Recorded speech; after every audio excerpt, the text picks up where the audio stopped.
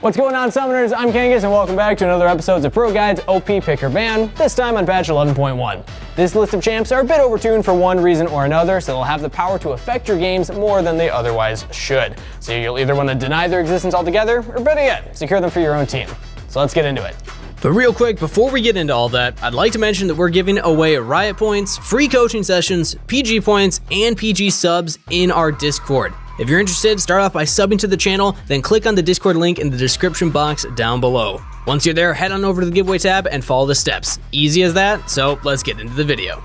Starting things off in the top lane, we have Pantheon. Riot launched his mini rework in an initial attempt to move him from support to other roles, and that has been successful. A little too successful even. But despite him being overwhelmingly OP in both solo lanes, his changes on this patch aren't even a slap on the wrist, and he's still definitely a top pick. His Q is his bread and butter ability for laning, giving you strong wave clear, trading, and even a way to poke enemies that try and respect your power by sitting back at range. While you'll be constantly using this to whittle your opponents down, be sure you aren't spamming so much that you go out of mana. You'll always want enough mana to use Q enough times to shove in a wave when you're ready for the reset. W's usage can vary matchup to matchup, but generally you'll have two options. Use it to go in and force trades on opponents that can do little to retaliate, or sit on it against more aggressive enemies, using Q to poke them down and then W to disengage when they try to force the fight. Since it's a point-and-click CC, it's also the perfect tool for setting up ganks for your jungler, so be sure you're not wasting the cooldown if your jungle is in the river and looking to gank. And remember that skilled usage of your E will make all the difference between being pretty strong and just insanely OP. Remember, it's not Zilean ult, and you're not only trying to use it to survive right as your health hits zero. It's also not just a shield. It blocks all damage in a set amount of time. That said, use it when you're about to take a big burst of damage in a trade. When you're moving into teamfights, make sure you're positioning well so that an E can block most or all incoming damage. Even with a super high damage build, you are as unkillable as any tank in the game, if only for a second and a half. Once you have your ult, you can look to roam bot with it, use it to get behind enemy laners, secure a kill or two, and then TP back to top. Out of lane phase, the same logic applies. Anytime you see a chance to fight with a numbers advantage, look to use your ult to get behind your targets as your team engages the fight. If you prefer to be a full tank that comes with one of the best go buttons in the game, Malphite's the champ for you. The rune page and items we have are what you'll run against most melee matchups, but if you're laning against a ranged champ, feel free to swap to Comet instead. You can even build into AP items if it suits your needs for that game. Between his W's passive armor increase and his E's attack speed slow, you'll outtrade pretty much any AD melee champion. In fact, by the time you're done trading, they probably won't even make it through your Granite Shield. While you'll generally be maxing Q in most lanes, if you're dealing with a super auto attack focused laner like Tryndamere or Aurelia, you can consider maxing E instead. Your poke will definitely be weaker, but they'll never be able to take a good close quarters trade. Other than trading with your laner, your W and E give you constant wave clear, so even if your opponent avoids fighting with you, you can shove and look to roam mid or just help your jungler with an invade. The more you stack up armor, the more unbearable it becomes for any AD opponent trying to match you in lane, since not only do you become pretty much unkillable, it also adds to your damage. You can even dive lone AD carries under a tower and just straight up kill them while shrugging off the laughable damage from the turret. When it comes to team fighting, piloting Malphite is pretty much foolproof. Just remember that you don't have to wait for that perfect 5-man ult. It's definitely fine to engage while hitting just 2 or 3 targets instead. Even a single target ult is fine if it's a high priority target. Just be sure their flash is down if that's what you're aiming for, since missing your ult means that you won't be able to stick to anyone and your team will be left in essentially a 4v5. Personally, I love that Malphite's OP right now since he's my go-to autofill top laner. I'm a support main, so I didn't get autofilled that much, but when I do go top, this guy's just too easy to play. All I have to do is press R and hope my team wins for me. And that brings us to today's question of the day. What autofill champs do you usually do well with? Like I said, Malphite is actually a higher win rate than most of my support champs that I main just because of how easy he is to play, so I don't know, maybe I should look to change roles. Anyway, let us know your answer in the comments down below. In a previous video, we had asked who's your favorite champ to win with, and the user Swaggy K Boy Pie said Jax to power farm in lane with Guinsoo's. I hate to say it, Swaggy, you're one of the kind of players that I just cannot understand, but hey, if it works for you, have fun with it, buddy.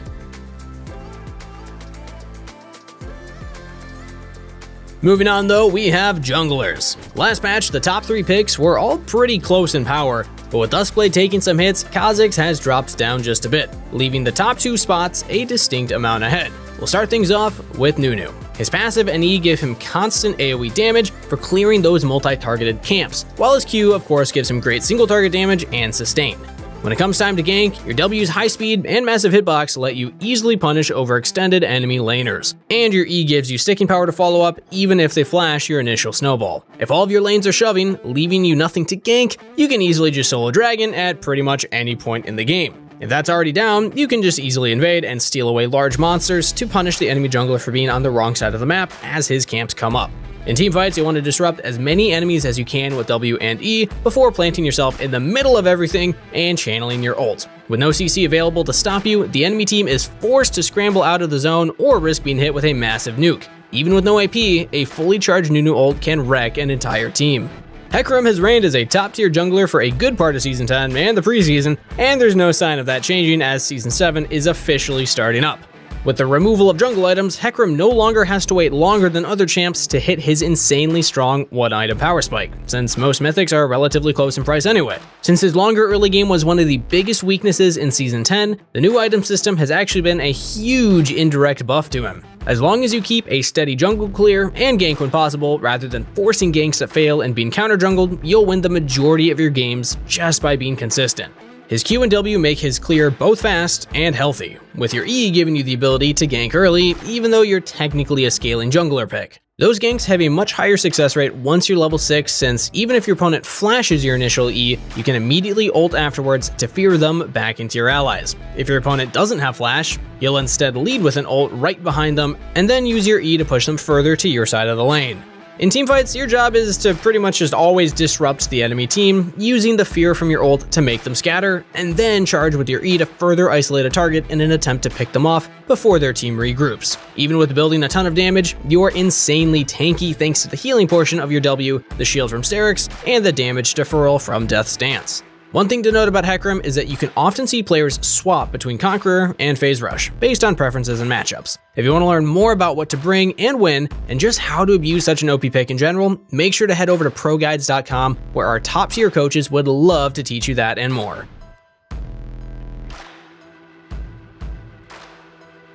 Now, let's take a look at mid lane. Before we talk about our two picks, I'd like to mention that Echo and Fizz are still extremely strong picks, despite their items being targeted for adjustments on this patch. In fact, against tankier targets that they couldn't previously one-shot, they're now even better, since they have better damage over time with the new item stats. We think that all four champs are close enough in power that any two of them could easily have made it into this video, but since we've been talking about how OP Fizz and Echo are pretty much all preseason, we decided to go with Seraphine and Anivia since they're much more recent additions to the S tier of mid lane. With that said, let's talk about Seraphine. After a bit of tuning, Seraphine mid is starting to pull ahead of Seraphine support and performance by a pretty good margin. Your Q is pretty simple, serving to give you poke and wave clear, and of course does the majority of your damage in teamfights with its execute damage. W shield and movement speed can help you zip away from danger while laning, but it really starts to shine later in teamfights, where it almost serves as a 3-in-1 combo of Locket of the Ansarari, Shurelya's, and then Redemption, but on a much shorter cooldown. Your E gives you a way to slow or even lock down enemies, but don't just carelessly throw it out when you're playing aggressive. If you're not sitting under the safety of your tower and you waste your E, you're pretty wide open to a gank. This ability synergizes super well with allies that can apply slows or roots themselves, so be sure to let them apply their CC first so that you can get the bonus effects. To round things out, your ult gives you a way to follow up on an ally's engage, even if you're a screen away from the action. As long as you have champions, whether they're friendly or enemy, you just have to line them up to connect the dots and let it rip. But since a lot of Seraphine players are supports, here's some tips for playing her mid. Seraphine's early game is pretty solid, with her having decent wave clear and poke in lane, but you'll really want to avoid any type of extended fights during the laning phase. Your trading pattern is pretty simple. Generally speaking, you'll look to land an empowered E, then Q, and auto attack with your passive. The empowered E's route doesn't just make it easy for you to follow up with your Q, it also prevents your opponent from trading back. Just remember what I said before, don't waste your E's cooldown if you're trading on the enemy's side of the lane. But also don't go out of your way to force trades in lane either. If your opponent's playing aggressively, it's much better for you to exercise good wave management and focus on getting out of laning phase without being behind. That's because, more so than almost any other pick in the game, Seraphine scales super hard into the teamfight stage, since pretty much every part of her kit benefits directly from fighting with more allies. And one last thing, generally speaking, if W comes off cooldown in a teamfight, instead of just instantly casting it, you want to use it with Echo available. It just provides way too much value in a full 5v5 brawl. And our other mid laner is Anivia. Early on in preseason, Anivia was one of the worst picks in the game, struggling hard to adjust to the new items, specifically Seraph's Embrace. But with some love on patch 10.25, she quickly shot from the bottom straight to the top. Your Q provides you some AoE damage for thinning out the minion wave, but it's not going to allow you to just shove in waves as you please. You'll have to wait for your ult for that. Instead, focus on pulling the wave to your side of the lane early in the game, and just safely farming it up until level 6. Once you have ult and Lost Chapter, you can be a bit more aggressive with your shoving, as few champs can match your wave clear. E is where the majority of your damage comes from, but don't just needlessly spam it every time it's off cooldown in the early game, since you will definitely run out of mana. Instead, you'll generally only want to use it after landing your Q for the double damage to get the most out of your mana spent. Your wall is mostly used for cutting off paths during teamfights, but that doesn't mean it's completely useless in lane either. Alongside with your Q stun, it can help you fend off jungle ganks, and it also has its use when going on the offensive. This takes a bit more practice, but you can actually shoot out your Q and then angle your wall so that an enemy champ that's passing away from the Q actually runs back into it, giving you an easy QE combo for some big damage. Once you have ult, you'll finally be able to clear waves, but don't try too hard to rotate to fights early unless they're guaranteed wins. Instead, your gameplay plan should be to shove in waves and reset around spikes like Lost Chapter, Liandry's, and Archangel's Staff. Once you hit your 2-item core, you have the mana pool to sustain extended fights and can have a much bigger influence on how things turn out. The huge thing that Anivia has over other mages is of course her wave clear. Even against Baron buff minions, her consistent damage output can stall out an enemy push entirely. Playing against wave clear like this can be really frustrating and may cause your opponents to just tilt into you even when they're ahead. Wait for them to slip up and go for an over-aggressive tower dive, and you may turn even the most grim games around.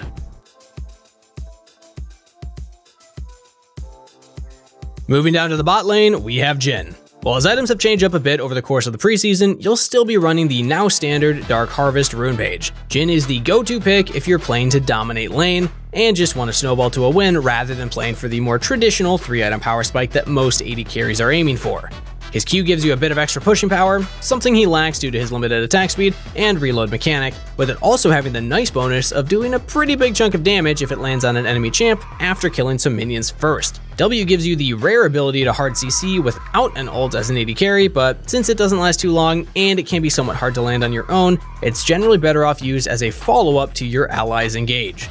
Many Jhin players prefer to put all their points into Q and W and only take E when forced to later in the game, but we highly suggest that you take them at level 4. It helps establish bush control and does a pretty big burst of damage if you happen to land one when trading. Aside from its strength in direct combat, they can also prevent needless deaths to the enemy jungle as it reveals and slows them as they try to come in for a gank.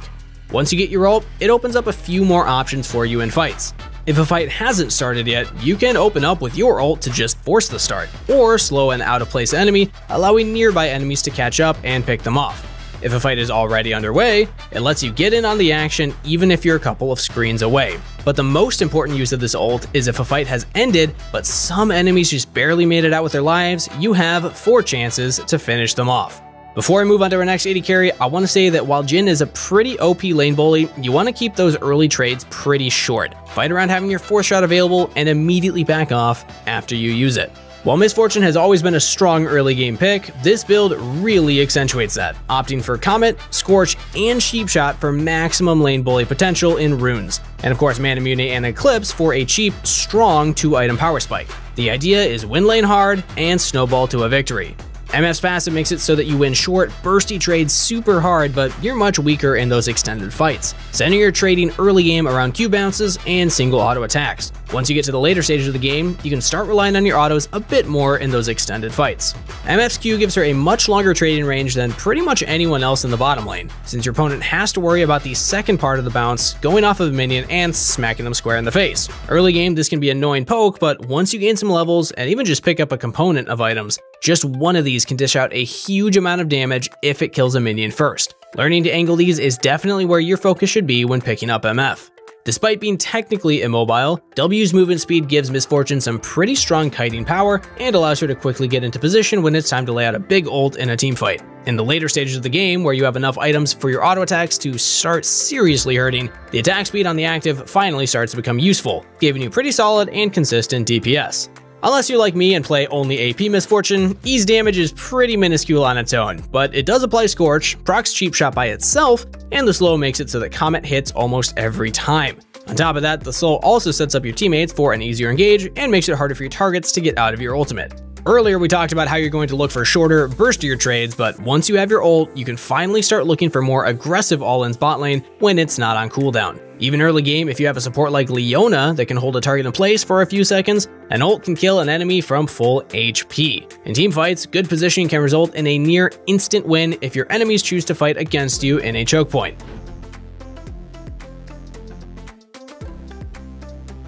To round out our OPs, we have my favorite lane, supports. Maokai has been tearing it up with Imperial Mandate, and though there were plans to tone that item down, that's been postponed, so you're really going to want to abuse him as a support, at least at the start of the season.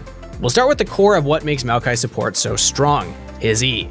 Maokai saplings are basically wards, except these wards attack and can potentially do over a third of their target's HP if they were planted in a bush, and unlike wards, they only have a 10-second cooldown. Early on in laning phase, this means you have pretty much full control of the lane bushes. A ward in the bottom river bush or tri-bush can also help deter ganks from the enemy jungler while chunking them out in the process. As the game goes on, your saplings become even more annoying to deal with as you spam them in the enemy jungle, making it hard for them to even venture out to just establish Baron or Dragon Vision. So to recap, killer wards that reveal enemies do a pretty nasty chunk of damage and slow, all on a 10-second cooldown without ability haste. Yeah, that alone is enough to make Maokai OP in my opinion, but he's got more to offer too. His passive of course gives him a bit of self-sustain, and that along with Second Wind makes it so even against a poke-heavy AD carry, you won't be bullied too hard in the early game. Your Q is mostly going to be used to knock an enemy towards a bush with your saplings waiting inside, but of course that's not its only use. If you're laning against a champ like Leona or Tristana who have long-range gap closers, your Q can be used to cancel out their engage to peel for your carries. The same goes for junglers like Jarvan, Lee Sin, and Zac, who rely on their dashes and jumps to pick off your carries in teamfights. Maokai's W gives you one of the most guaranteed engages in the game. Ults for Malphite and even Annie can be flashed with perfect timing, but since Maokai's point-and-click route follows even dashes and blinks, all you have to do is flash W to get a guaranteed catch on an enemy, regardless of if it's to force a 2v2 in bot lane or start up a full 5v5 teamfight. Lastly, Maokai's ultimate provides a huge amount of disruption in teamfights. Oftentimes you'll see Maokai try and ult from afar, but usually when this is done, only one enemy will get hit, and the rest will just hide behind them. Instead, go for your flash W engage, Q to disrupt the enemy team a bit, and then cast your ult while in the middle of the entire enemy team. This way, it's much more likely to hit multiple targets, and it's better to root multiple targets for a shorter duration than a single frontliner for longer. So, to do a quick recap on how to Maokai. Spam saplings and bushes a lot, and flash W on out of position squishies. Then, you just kinda win. Finishing off our list, we have Leona. Despite being a tank, she adds a lot of damage to the 2v2 trades in bottom lane, and with her extremely low cooldowns, she also provides a ton of disruption in teamfights, which gives her allies even more damage thanks to Zeke's Convergence and Abyssal Mask, which you'll definitely be picking up. While all tanky CC supports can be considered kill lane champions, the crazy damage from Leona's passive is what makes her a beast. At just level 3, her passive does 39 damage. That means that an all-in, where your ally procs your passive on your E, Q, and W, you're adding a huge 117 damage, even without calculating the damage from your autos and spells themselves. E gives you a way to get onto targets, while Q's super short cooldown lets you keep them in place. And generally, you'll pretty much want to spam out all of your buttons every time they come up, but in some cases, like when you're against a champ like Katarina or Fiddle, you may want to be a bit more mindful so that you have CC available exactly when you need to cancel their ults. W meanwhile provides you with some insane tankiness, with the flat damage reduction being especially powerful early in the game, and the scaling stats being better in late game teamfights when you have more items. And to round things off, you have your ultimate. While most engage supports need to be pretty close to go on their targets, Leona's ult gives her an engage range of 1200. If you aren't sure what that looks like, that is double Ashe's auto attack range. So basically, if you're laning against immobile champs and get their flash early, they can't even walk up in range to hit minions, or they risk being caught out. The stun gives you plenty of time to walk up and land the rest of your combo, giving your AD carry plenty of time to come in and pick up the kill. And yes, that crazy range works just as well outside of lane phase. With the movement speed for Moby Boots and your ult's relatively low cooldown, you can zip around the map and constantly look for picks. Quick, before we go, I want to note one thing about your build. If you're the solo tank, consider picking up Gargoyle Stoneplate to soak up as much damage as you can. That in tandem with a maxed out W means that the enemy team will be wasting a lot of time if they focus you. You're welcome.